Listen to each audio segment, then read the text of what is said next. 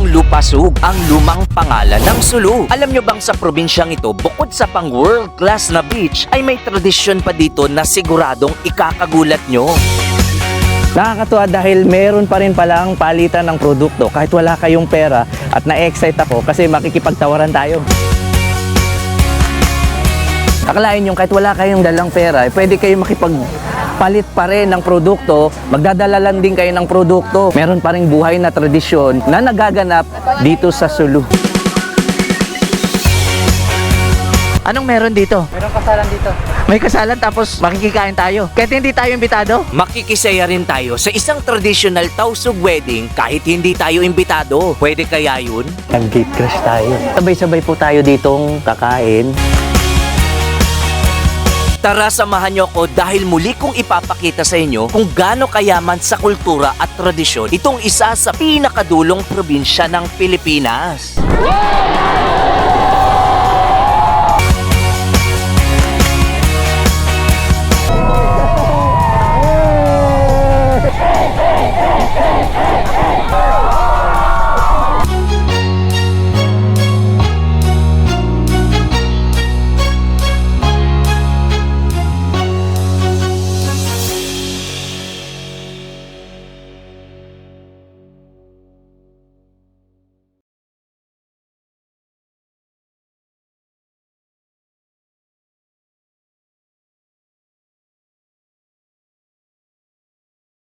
Good morning mga kapo at welcome muli sa ating panibagong motorcycle adventure. Nung nakarang episode ay pinakita ko sa inyo yung tatlong lawa na makikita nyo dito sa Lupasug o sa Sulu. Ito yung nabisita nating Timpuok Lake, Seit Lake at yung Panglima Estino Lake. Tapos pumunta tayo sa mismong south area o sa may katimugang parte kung saan makikita natin yung mga nagagandahang white sand bar and beaches mula dun sa may Indanan hanggang sa may Parang Sulu. Grabe yung mga nakita natin, mga beach resort doon na talagang pangmalakasan at talagang ipagmamalaki nitong Sulu Province. At ngayong episode naman po ay muli nating ipagpapatuloy yung ating pag-i-explore dito sa Lupasug. Dito po tayo nagstay sa may Dimas Synod Dormitory at sa halagang 600 pesos per day. Dito natin iniiwan yung ating mga gamit habang nag-i-explore tayo paikot ng Sulu. At dito rin tayo natutulog tuwing gabi kung saan may aircon sila. Meron ditong signal ng cellphone. At mula po dito sa ating tinulugan ay medyo magmamabilis tayo dahil meron tayong isang napakahalagang okasyon at tradisyon na magaganap ngayong araw mismo. At kung mapapansin nyo naman dito sa may ating likuran ng ating motor, meron tayong pinakuhang mga buko o nyog na dadalihin natin papunta sa sinasabi ko. So mamaya malalaman nyo kung ano yung pupuntahan natin at kung bakit meron po tayong dalang buko. At para po umpisahan natin at para malaman nyo kung ano yung mahalagang tradisyon na meron pa rin dito sa Sulu, ano pang hinihintay natin? Let's go!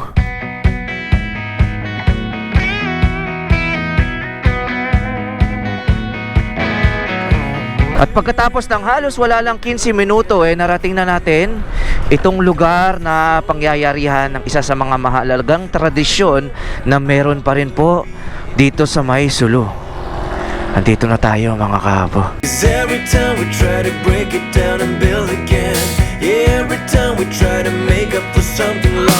Ngayon ipapaliwanag ko sa inyo yung magaganap dito sa mismong kinalalagyan natin. Nandito tayo sa pagsambi or yung tinatawag na barter system. So meron pa rin pong nagaganap na palitan ng kalakalan na hindi nyo na kailangan gumamit ng pera. Kaya meron po tayong gamit-gamit o daladalang ito, buko, sako yan. Ngayon susubukan natin makipagpalitan ng produkto gamit nitong ating daladalang buko. Ngayon malalaman natin kung ano yung magiging kapalit ng ating buko. Mamaya-maya nandun na tayo. Tara.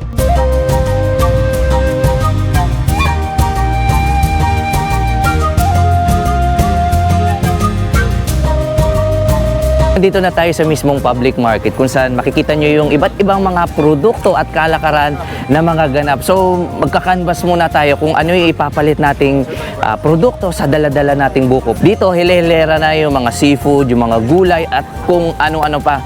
So bago tayo makipagpalitan ng kalakaran o produkto dito sa mismong lugar na ito, magkakanvas muna tayo.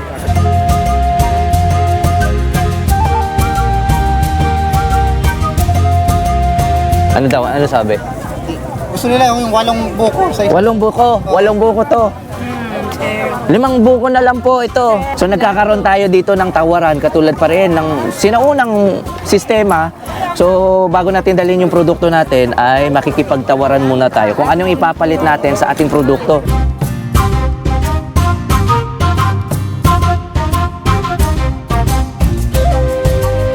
Pagkatapos natin tumingin sa mga produkto na meron dito sa mismong sambian o kung saan nagaganap yung palitan ng produkto, ay dadalhin na natin yung ating daladalang nyug kahapon. So hindi natin alam kung ano yung magiging ipapalit nila. At hindi rin natin alam kung papayag sila. So wala po tayong gagamitin ditong piso o pera. Ang gagamitin natin para makakuha ng produkto ay sa pamamagitan din ng isang produkto. Palitan po ito ng produkto.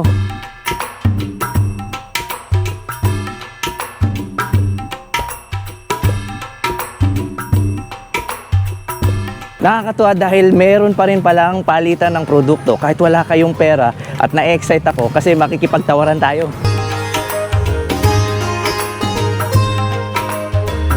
Hindi natin alam kung ano yung mapapalit sa atin. Tapos yung makukuha natin ditong produkto, ibabaunin natin at kakainin natin. Medyo na late na rin tayo pero meron pa rin mga produkto na willing makipagpalitan. Saan ba? Ayun. Ayan. Good morning, te. Ito yung produkto ko, te. Meron akong butong. Gusto ko to. Ilan ang butong papalit mo dito po? Anong tawag nyo dito? Tambayangan ba? Tambayangan. Tambayangan. Sa tatlong tambayangan, ilang bukong kailangan? Ilang? Siya, bali. Opo. Sila yun sa aming butong. Bukbuk mo yun eh. 2 butong. Isa. Pwede bang 3 na lang tapos 5 butong? Oh, sige. Pwede na yun. Pupayag sila. Ayan. Ito, meron tayo dito. O ito, sako. So ito na. Meron na tayong nakuha. So, meron na tayong isa. So, pinalitan natin ang kapalit na 5 piraso. Ayan. Ayan. Sige po. Salamat. Dahil medyo kulang pa to, makikipagtawaran pa tayo. Kita nyo naman, buko lang yung dala natin, pero meron na tayong seafood. Meron pa tayong lalalabing 3 buko. Ngayon malalaman natin kung may makikipagpalit pa ba.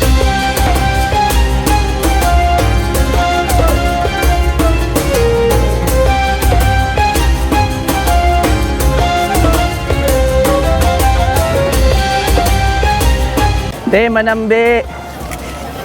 Ano nyo ipapalit nyo po dito sa 3 buko? Ano pa yung sabi ko? Mga buko to. 2. Hindi pwede madagdagan ng isa? Ito pa niya, garapan ng buko. Hindi. 2 lang talaga. Merong papayag na palitan yung 3 buko natin sa dalawang ganito. So, pwede na to. So, meron na tayong magiging baon mamaya sa dagat. So, 2 po. Buko. Sige po, pwede na. Ayan. Sige po. Palitan tayo. Iyan. Sige po. Salamat! Salamat! So ayan, kumpleto na. Napapalitan na natin yung 8 buko natin. Ayos, di ba? Akalain nyo yun. Kahit wala kayong dalang pera, pwede kayo makipagpalit pa rin ng produkto. Magdadala lang din kayo ng produkto. Meron pa rin buhay na tradisyon na nagaganap dito sa Sulu. Tara, punta na tayo sa ating susunod na destination at dadali na natin yung mga produktong nanambi natin. Tara.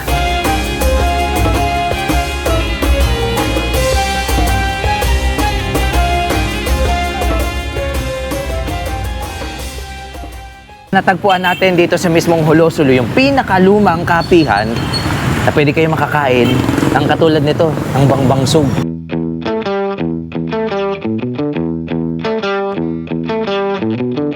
Pagkatapos tayong manambi at makipagpalitan ng daladala nating buko, syempre bago natin simulan yung ating pagmumotor muli dito sa Sulu, kakain pa rin tayo. Wala nang iba kundi yung bangbangsug.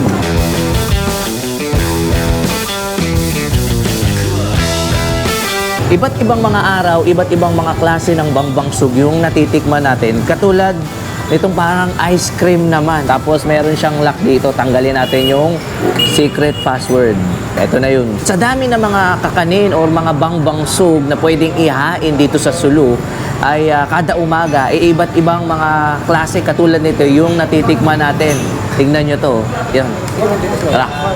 At kung nababasa nyo yung nakalagay sa ating likuran, itong mismong coffee shop dito sa mismong crossing ng Holo Sulu ay nagsuserve na ng mga ganitong klaseng bangbangsug at kahawasug or native coffee. Ayan. Since 1981 pa, napakatagal na nitong kapihan na to. Katulad nito, meron na naman tayong bagong matitikman na isa sa mga bangbangsug na tinatawag na panggi-panggi gawa sa harina. So para siyang naka-roll. Hindi po ito kikiam pero para siyang tinapay na parang niluto sa mantika. Ito yung forma talaga niya, letter C talaga siya. Ayun, tikman natin to. Para siyang normal na donut na niluto sa mantika, tapos plain yung lasa. Yun ang lasa niya. Pangkaraniwan dito sa mismong Sulu, kapag kakakain kayo dito sa mismong crossing ng coffee shop nila, lalagyan kayo ng isang tray at punong-puno ng mga bangbangsug na tinatawag. Tapos, kung ano yung makain nyo, kung ilan yung mabawas nyo, yun lang din yung babayaran ninyo. Kaya kung mapapansin nyo, maraming nakalatag sa ating mga katulad nito. Meron ito, meron ito, meron ito, at marami pang iba. So, kung ano lang yung mabawas, yun lang yung babayaran natin. Lahat ng kinakain natin dito na bangbangsug, the best na ipares itong kahawasug or native coffee. Sarap.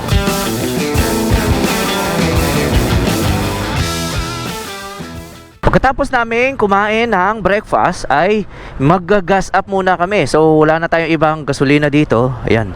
Saba Malaysia 56 pesos per liter. Papafull tank na po tayo dito para mamaya ay tuloy-tuloy yung magiging biyahe natin.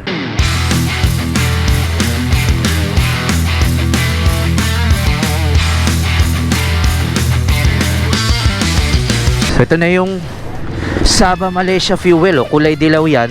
Yan yung gagamitin sa mga motor namin ngayon. So 56 pesos. Magkano pag premium? 70 plus? Premium 65. 65. So halos 10 piso yung diferensya. Kaya madalas yung ginagamit ng mga taga dito sa Sulu, ito, yellow gasoline ng Saba Malaysia. Yan, magagas up muna kami.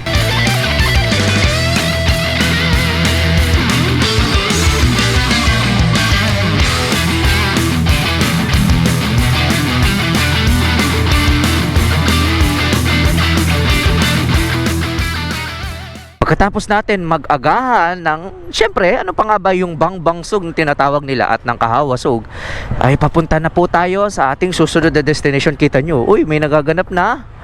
Parang United Nations din dito. At may mga parada ng mga estudyante. Katulad din ng mga pangkaraniwan na elementary school. Ayan, oh. Hello! Hello! Oh!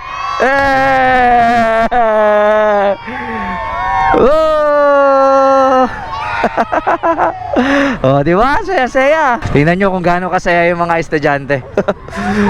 Hello. Tingnan nyo yung mga estudyante, oh. Ayan, hintayin natin sila.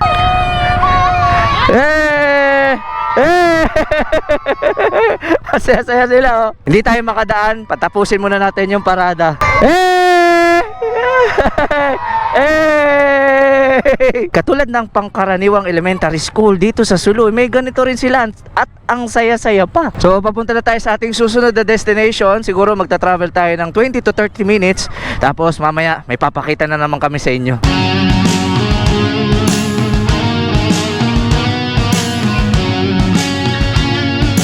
Kaakibat ng mga mahahabang biyahe, andyan yung init, ulan, alikabok at marami pang iba. E paano kung sabihin ko sa inyo ang isa sa mga sikreto ko kung paano tumagal lalo sa isang long ride? Ano?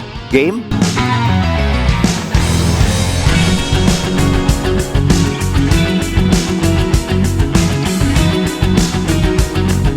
Hindi kailangan ng sobrang mahal para makakuha ng dekalidad na produkto. Iba-iba man tayo ng pagkatao, pero pag usapin ng pagmumotorsiklo, sigurado akong lahat ng ginagamit ko swak sa kahit anumang sitwasyon na tatahakin ko. Yung tipong pwede mong gamitin sa lahat ng klase ng adventure. Pwera biro, lahat na ata ng klaseng adventure ay nagawa ko na. Pero yung totoong adventure kasi na tinutukoy ko wala sa bundok, kundi nasa tawid dagat.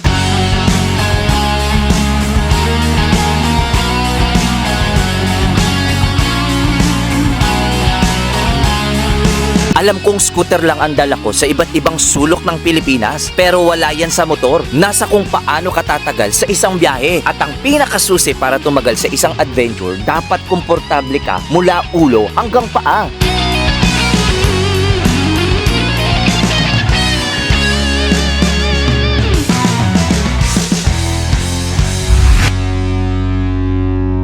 Ikaw, naka-dry plus ka na ba? At pagkatapos ng halos sa 15 minuto na pagmumotor ay narating na natin itong barangay Sionugan dito sa may Indanan, Sulu.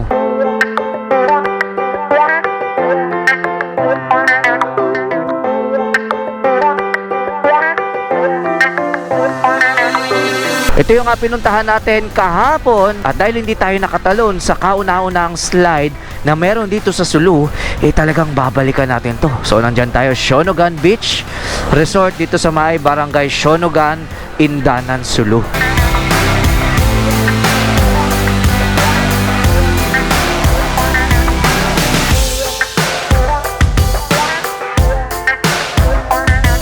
So talagang binalikan natin to kasi sabi ko, hindi pwedeng hindi natin ma-experience ang tumalon, ayun sa nag-iisang water slide na matatagpuan sa kalagitnaan ng dagat. Yan na yung tinutukoy ko sa yung water slide na nasa gitna ng dagat. Kaya tara!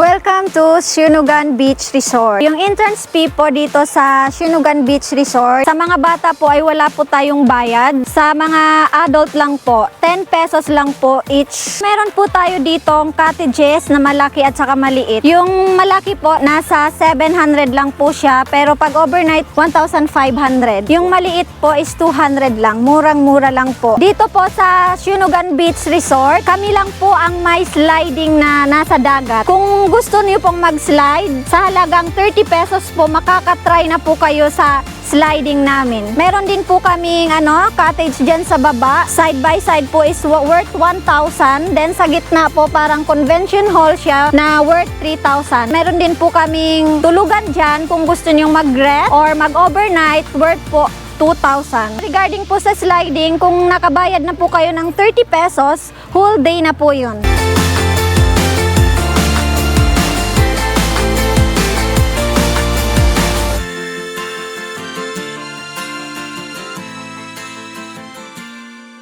Pagkatapos naming manambi nila Sir Maki at nila Sir Aber, kung saan babalikan natin dito sa may parte ng barangay Sionugan, yung nag-iisang water slide na meron sa gitna ng dagat dito sa Sulu. So ito na yun mga kapo. Tara!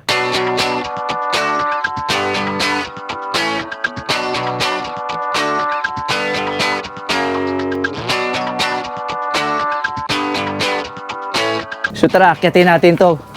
Pero habang umaakyat tayo sa third floor, napapansin nyo naman yung pagbabagsakan mamaya pag nag-slide na tayo. Nandito na tayo sa mismong area kung saan magpapadaos-dos tayo. Ito, nakikita nyo yung mga slide na yan. First time kong malaman at first time nating itatry yung magpadaos-dos sa isang slide dito sa Sulu. Itong water slide na kinalalagyan natin, ang nag-iisang water slide dito sa Sulu. Kaya ano pang hinintay natin? Let's go!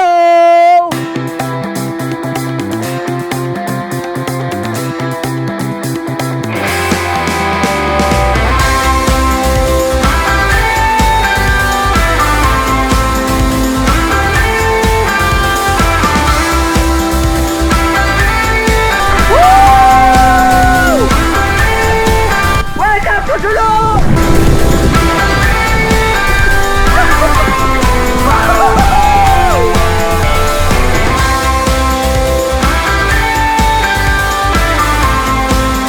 Ano, hindi kayo makapaniwala na sa kabila ng kaliwat ka ng mga negatibong bagay na naririnig nyo patungkol sa Sulu, heto ako at nag-e-enjoy. Solong-solo ko ang malaparaisong beach na to kasi maraming nagpapadala agad sa takot.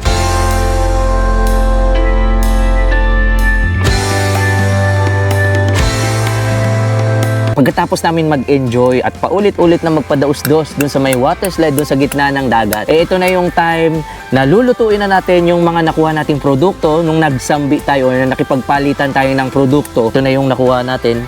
Ang pangalan nito ay? Sup-sup o lambi. Sup-sup or lambi. Ito yung isa sa mga pinalit sa atin nung ipinagpalit natin yung dala nating buko. So ito yun, tas meron pa dong niluluto. Maya-maya abangan nyo kung saan kami manananghalian. So magluluto muna kami dito. Ito yung parang buntot niya, yung parang ice cream cone. Ialis natin to siya. Ayan. Kailangan natin to siya ialis para masipsip natin to, yung laman, yung meat niya sa loob. Dito natin to sisipsipin. O, dito.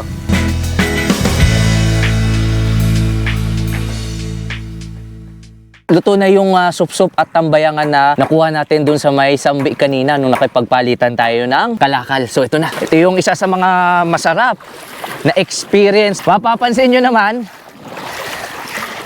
syempre para magkaroon ng complete experience itong ginagawa natin, pagkatapos natin mag-water slide, kakain tayo. At maya-maya malalaman nyo kung saan tayo kakain.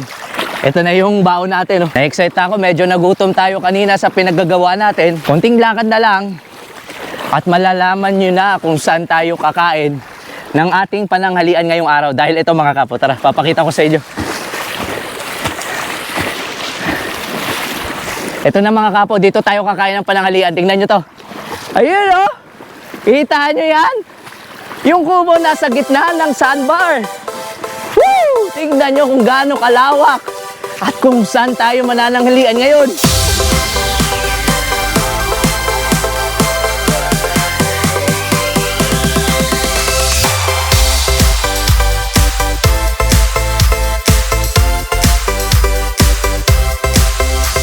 Nasa gitna na tayo ng sandbar kung saan nakatindig itong nag-iisang kubo kung saan pwede kayong kumain ng pananghalian habang ini-enjoy nyo yung napakagandang dalampasigan at sandbar dito. Ito yung ating magiging pananghalian namin ni Sir Aber at ni Sir Maki. So ito na, ito yung kinuha natin kanina, yung napagsambian natin. Wow!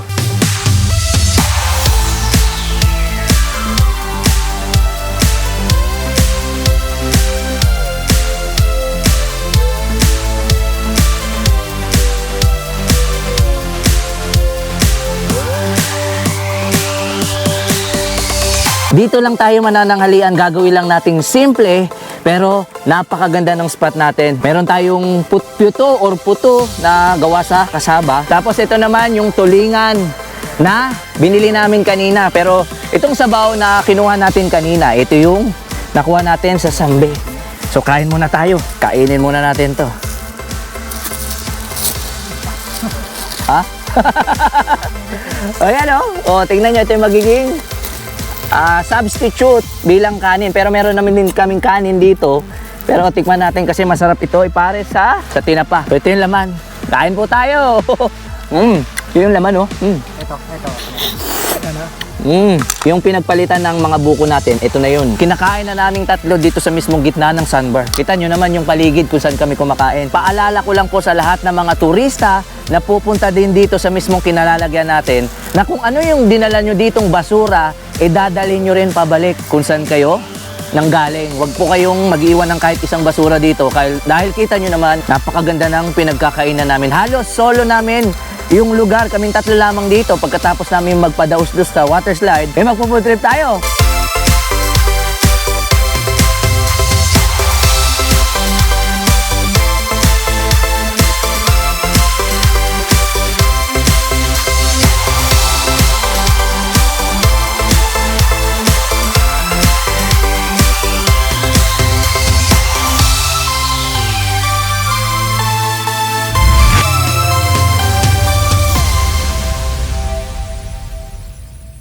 Pagkatapos nating mananghalian sa gitna ng sandbar kung saan merong kubo at magpadaos-dos dun sa beach slide dito sa may barangay Sionugan, Indanan, Sulu, ay pagpapatuloy na po natin yung ating pagmumotorsiklo. So narito na po tayo sa Parang Sulu at katulad nung kahapon, nung nakarang episode, ito yung itsura ng kalsadang madadaanan nyo dahil nandito tayo sa gilid ng Dalampasigan. Ito yung itsura ng kanilang kalsadahan dito sa may Parang Sulu.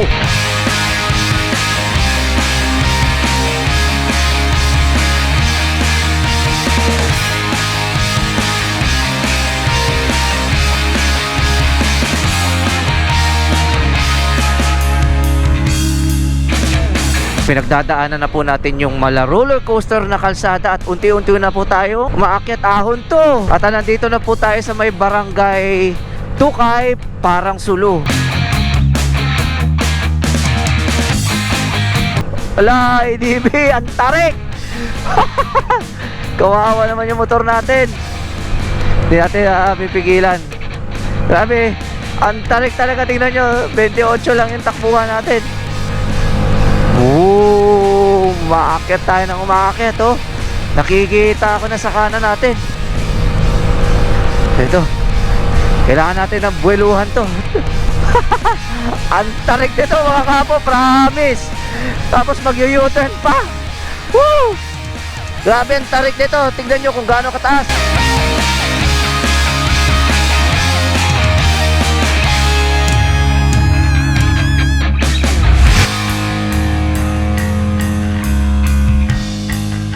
Grabe ang tarik nito. Woo! Gapang yung ADB natin. Hindi natin bibiglayin. Grabe.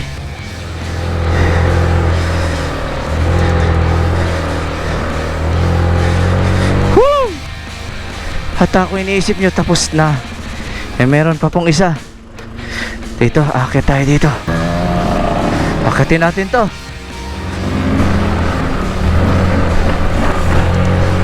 Akitin natin to. Tarik. Grabe.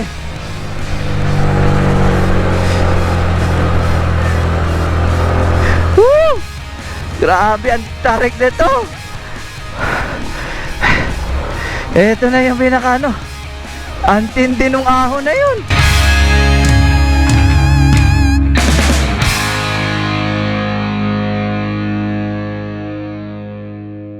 Akala ko nung una, nung iaahon na natin yung motor natin, nandun na pala yung peak. Pero meron pa pala tayong aakyatin.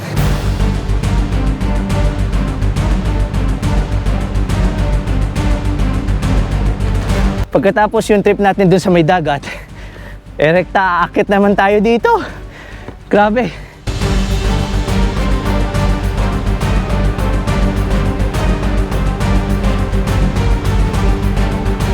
Kung aakyat din kayo dito sa may tuktok ng Budtukay, meron ditong pahingahan kung saan kung mapapagod kayo at kung gusto nyo magpahinga sa tirik na araw, bago kayo makyat sa pinakatuktok, pwede kayo dun magpahinga. Pero kami, diretso na sa taas. Ang lamig na ng hangin dito. Kahit ganito yung tirik na araw, pero kapag humangin, kapansin-pansin, malamig po yung hangin dito.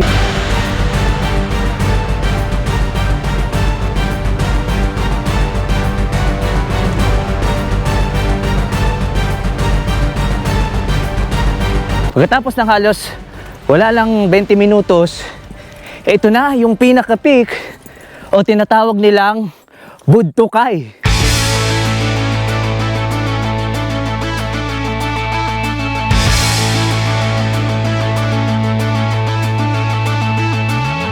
Mula dun sa may Indanan, Sulu kung saan tayo naligo at nagtanghalian ay nagmotor lamang tayo ng halos kulang-kulang 30 minuto hanggang narating na natin itong pinakatuktok na tinatawag nilang Budtukay.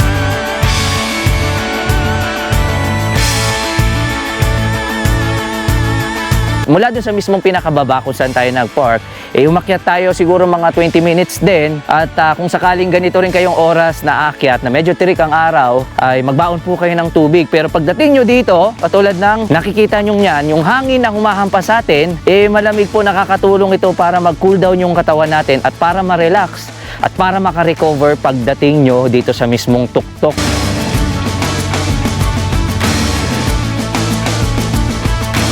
At dito sa mismong tuktok na tinatawag nilang Budtukay, makikita nyo yung mga iilang munisipalidad na meron sa Sulu, katulad ng Membong dito sa May Parang, tapos yung munisipalidad ng Indanan kung saan tayo galing kanina, tapos dito sa ating likuran matatanaw nyo rin yung mga bayan ng Talipao at Patikul dun sa may gitna, yung mga kabundukan na yan. Makikita mo dito yung halos 180-degree views ng buong Sulu. At kung sakaling pupunta rin kayo dito sa mismong Budtukay, ay wala kayong ibang gagawin dito kundi i-enjoy at damhin yung sariwang hangin at mag-picture, only selfie po kayo dito sa mga magagandang view pagdating nyo dito sa tuktok.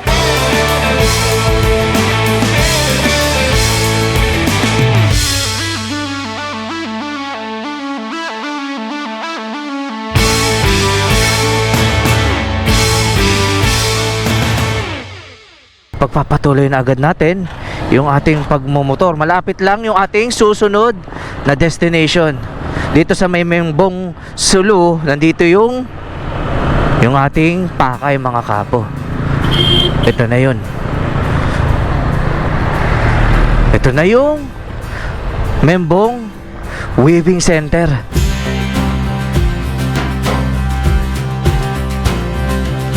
Welcome po sa aming Maymbong Livelihood Center. Dito sa aming Maymbong Livelihood Center, maliban sa aming weaver, meron po kaming available na produkto ng kanilang mga nagawa. At aside from Siabit po, meron po kaming Maymbong Livelihood gaya po ng t-shirt, rep magnet, keychains, at ito po yung mga produkto ng ginagawa nila dito. Dito po, ang Siabit sa Lupas, ang aming pinagmamalaki, ang design ng buwal nangka na tinatawag bilang simbolo ng katapangan ng mga tausug, which is mahirap pong gayahin. Hindi po nagagaya ng iba, ng mga tibag. Kagaya po ng gano'n, no? Ito po yung pinagmamalaki naming design na tausug design, ng cultural design ng aming produkto dito sa Lupa Zoo. So ano pong tawag nyo po dito sa mismong disenyo? Buwal nangka po. Ibig sabihin, isang tingin nyo pa lang sa mismong design, Alam nyo na namin na sa amin ito. Yung kaibahan po ng produkto na namin dito, yung design po nila at saka yung Siabit, same po yung back to back. So tingnan nga natin kasi first time kung ayunga Oo. pwede siyang Diba? baliktaran. Oo, Hindi mo baliktaran. alam kung nasaan yung taas at hindi mo rin alam kung nasaan ang likod. So ito pala yung itsura ng pinaka-piece niya. Oh, ito.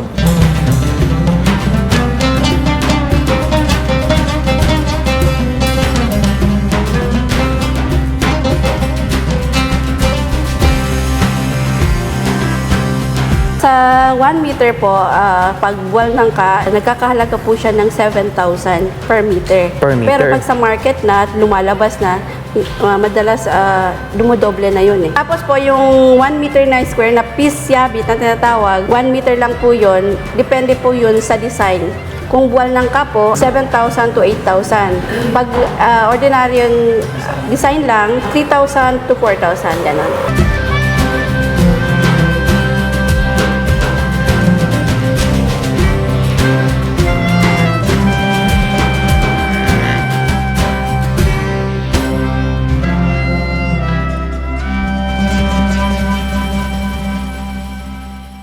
Pagkatapos kong ipakita sa inyo kung saan gumagawa ng Siabit or yung kanilang tela, mula dito ay magmomotor lang tayo ng halos walang 2 minuto patungo dun sa dulo. Yun na yung ating magiging susunod na destination dito pa rin sa munisipalidad ng Maimbong, Sulu.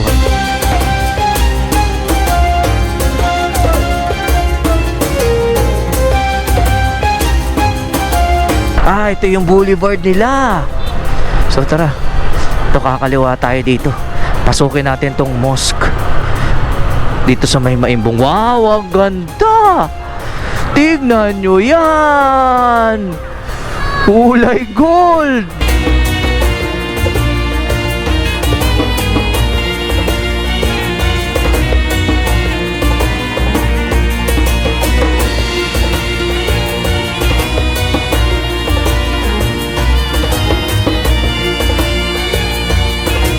Ito ang sikat na Golden Mosque na matatagpuan sa Maimbong Sulu, ang royal town capital ng probinsya. Sa dami ng masjid o mosque na makikita sa Sulu, marahil ito na siguro ang isa sa pinakamaganda dahil talagang dinarayo ito ng maraming turista dahil sa angkin nitong ganda, lalong-lalo na kapag nasisinagan ito ng araw.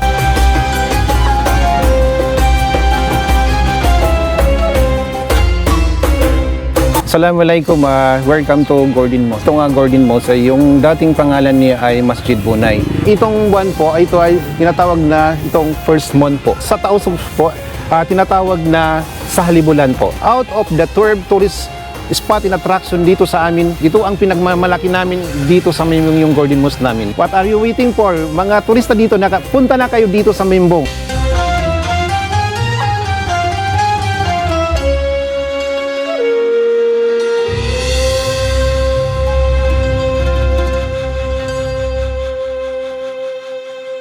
Mukhang nandito na ata tayo mga kapo. Tingnan nyo, color rainbow yung mga kainan. Uy, ay ang ganda. So ito na yun mga kapo.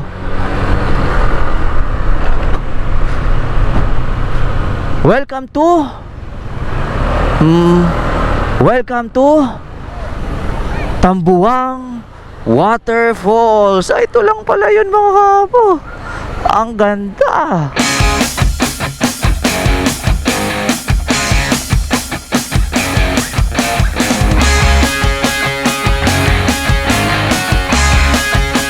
Welcome to Tambuwang Waterfalls. Itong Tambuwang Waterfalls po, dati ito ay konti pa lang pumupunta dito, maraming itong mga monkey. Dito walang tinatawag nila entrance fee, even environmental fee, at saka sa mga out of the 10 cottage na ito, lahat dito ay free po.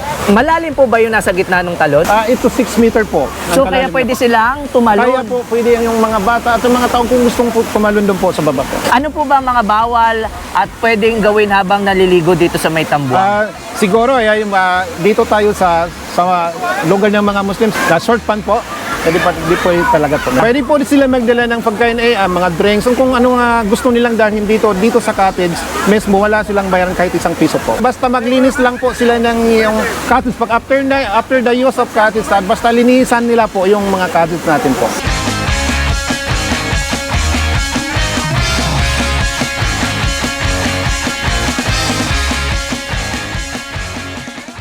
Pagkatapos dun sa may Tambuwang Falls, meron tayo ditong dadaanang shoreline dito sa may Patikul Sulu.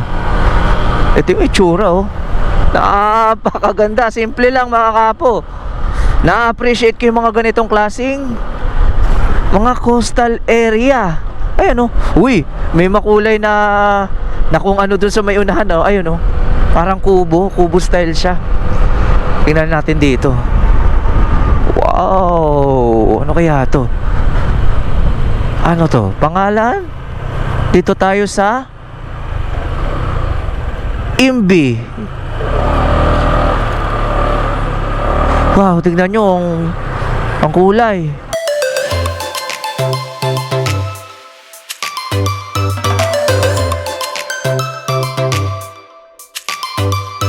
Tingnan nyo itong nadaanan natin dito sa may barangay Tandubagwa, Patikul Sulu. Tingnan nyo yung pantalan nila dito. Ang kulay! At katulad ng ibang coastal beach na nadadaanan natin dito sa may Sulu, dito sa may Imbitea na tinatawag nila, napakaganda rin ang buhangin. Tingnan nyo, napakaputi din. At para magkaroon kayo ng idea kung gaano kaputi yung buhangin nila dito, ayan, ito na agad yung dagat. Tingnan nyo itong buhangin nila dito. Ayan grabe. Sobrang linaw ng dagat dito mga kapo sa may Patikul Sulu, na kung saan dito sa mismong tinatawag nilang Imbitea, kung sakaling madadaanin nyo rin to, siguradong lalong-lalong pagdapit hapon itong kinalalagyan natin, maraming mga lokal at residente na tumatambay dito dahil may mga kainan akong nakikita dito sa mismong kinalalagyan natin. Sa ngayon walang tao, pero tingnan nyo naman kung gaano kaganda.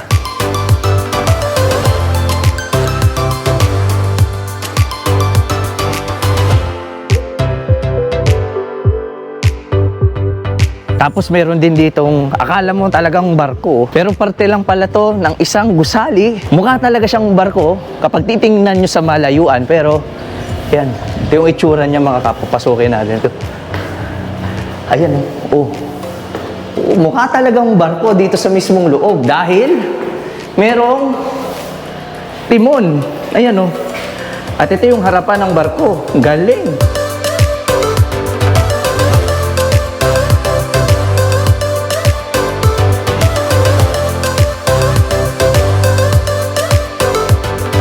Sino nga naman na mag-aakala na dito sa mismong Patikul Sulu, meron silang ganitong klaseng lugar na kung saan hindi nyo na kailangan magbayad, may maganda, may puting buhangin, napakalinis ng dagat, na siguradong mag-e-enjoy kayo kapag kayo na rin mismo yung nakapunta rito.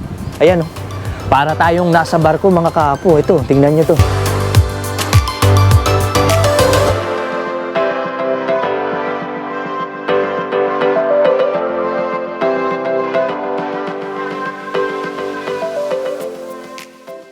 Habang papalapit tayo ng papalapit sa may pinaka-town proper ng Jolo.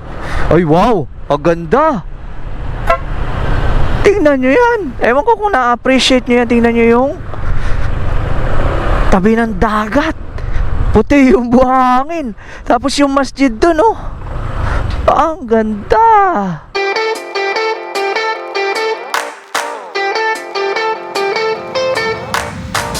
Nadaanan lang po natin itong mismong kinalalagyan natin ngayon kung saan nandito yung motor natin sa gilid ng kalsada, tapos kita nyo naman yung gilid ng kalsada. Wow!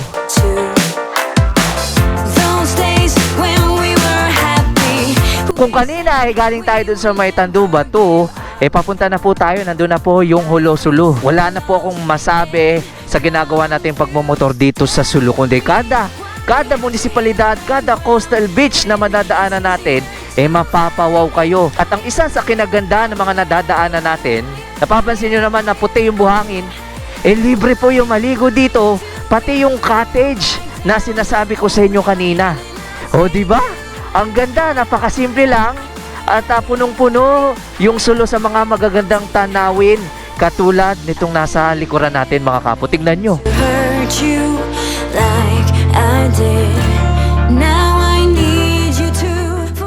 Pagkatapos natin madaanan yung napakagandang mga coastal beaches dun sa may Patikul Sulu, nandito na po tayo sa may Jolo Sulu. Hindi ko na alam kung nasaan tayo, pero malaman na lang yan mamaya.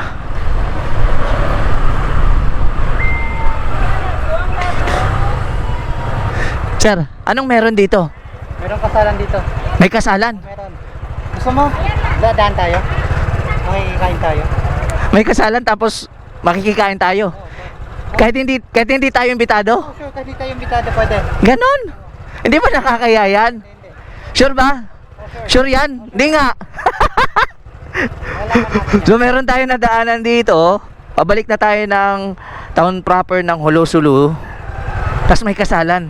Last question, talagang sure yan? Hindi ba nakakaya? Hindi yan nakakahiya.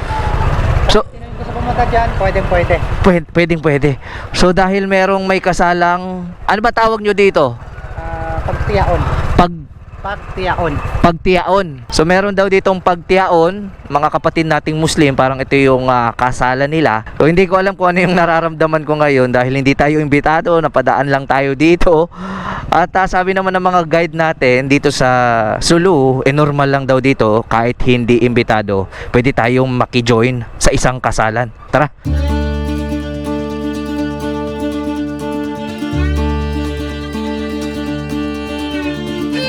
Morning po. Magandang umaga po. Saan ka magumuli sa patas? Okay na? Hello po. Hello po. Ganito po yung karaniwang damit ng mga tausog. Ang tawag dito ay sablay. Kahit nga parang colorful yan siya. Pasok tayo doon, no? Kailangan pa po bang tanggalin? Hindi na. Sige po. Tara. Sige po. Magandang umaga po.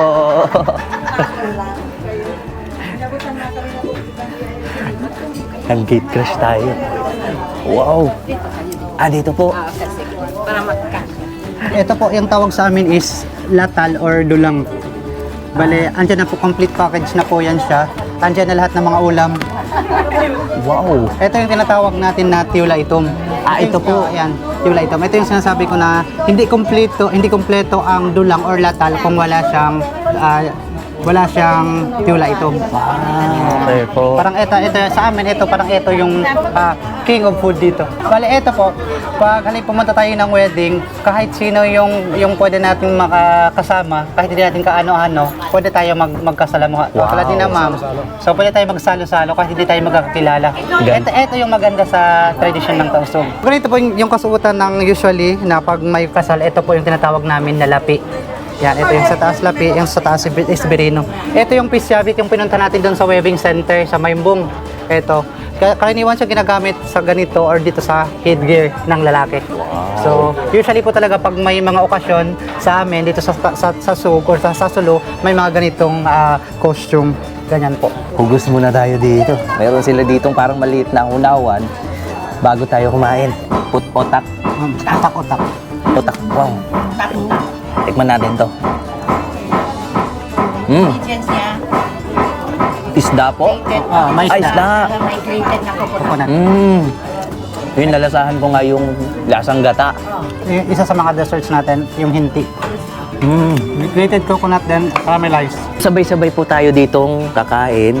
Tawag dito ay latal. Nakahain dito yung seafood. Kumbaga halos lahat na nandito. Pati parang dessert nandito na. Ito na yun. Tara, kumaon kita ninyo. Tara, kain po tayo.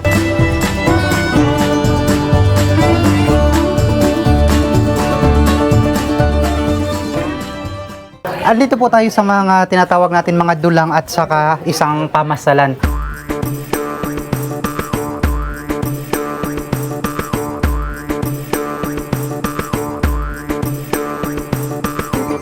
Isa po ito sa kultura kung saan pinaka-importanting parte o mga kagamitan para sa kasalan dito sa amin. Ito po yung pamasalan tinatawag namin.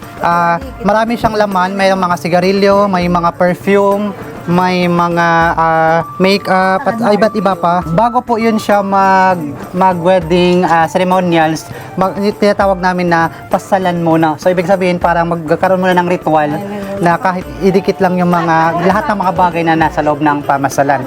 So meron po tayong 3 dulang.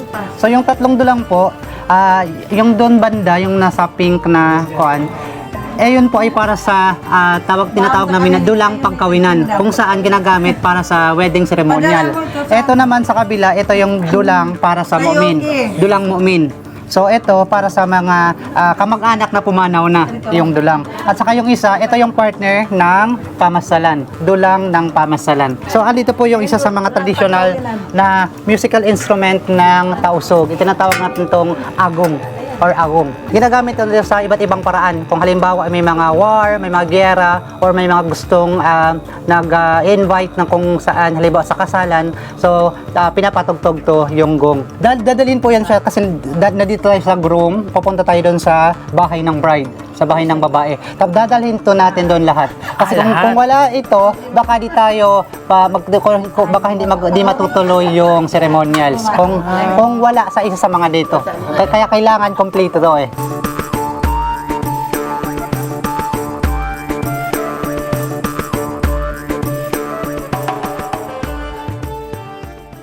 At dahil naumpisahan na natin at nakisaya na rin tayo sa isa sa mga tradisyonal na kasalan ng mga Tausug, ay ipagpapatuloy na rin natin to. Sasamahan natin sila. So magpaparada sila. Mula dito sa Mayhulo ay babiyahe tayo papunta dun sa mismong bride. Yan, meron tayong parada dito. Tapos nakita nyo kanina, may gong yung nasa unahan. So part ng tradisyon nila yon na malaman na may kasalang magaganap.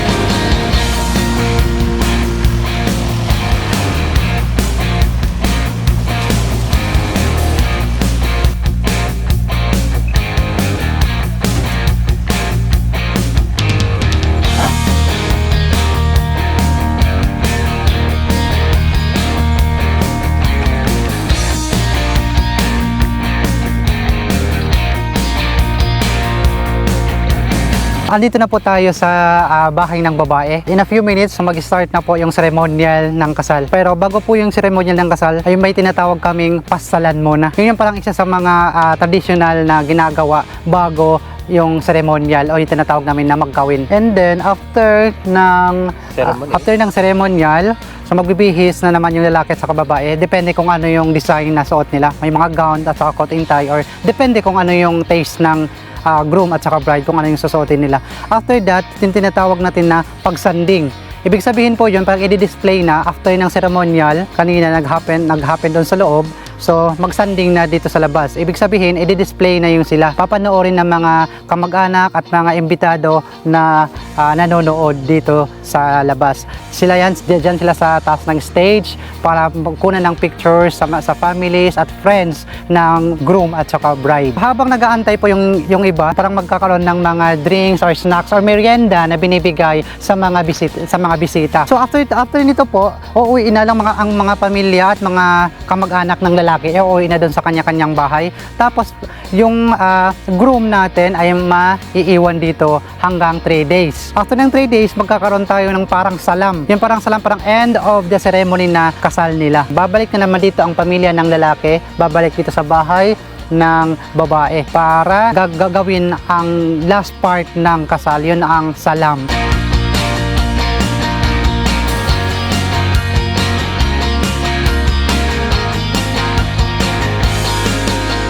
Patunay lang na isa ang sulo sa mga probinsyang maraming tradisyon at makulay na kultura na magpasa hanggang ngayon ay patuloy pa rin nilang ginagawa. Nakakamangha, di ba? Welcome to Sulo!